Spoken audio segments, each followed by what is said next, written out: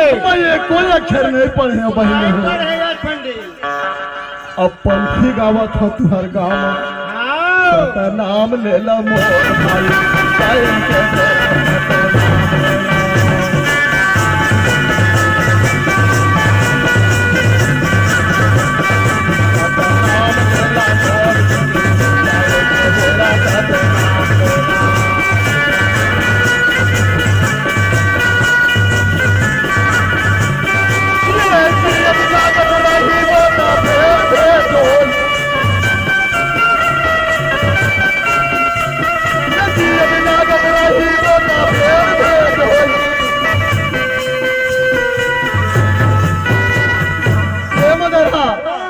सुना था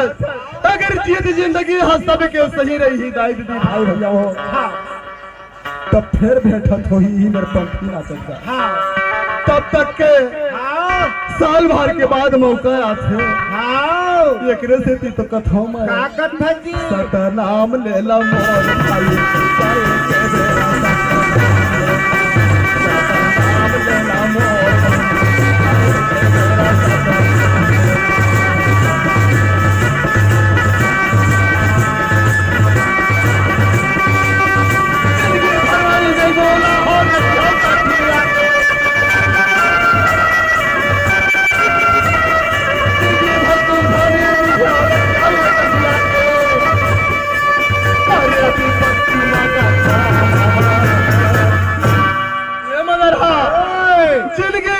भुला दाई दीदी हो रखियो गठिया के लतनमा पर भी बदमाश बन के काम है पंडित हवान चला ए छोटे से मुन्ना